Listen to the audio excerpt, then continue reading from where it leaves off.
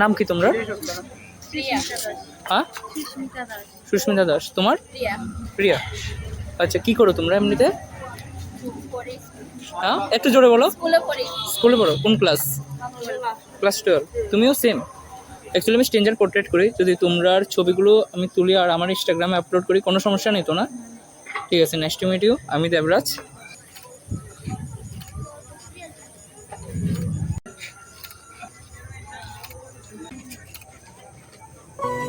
Thank you so much time দেওয়ার জন্য। দেখো ছবিগুলো।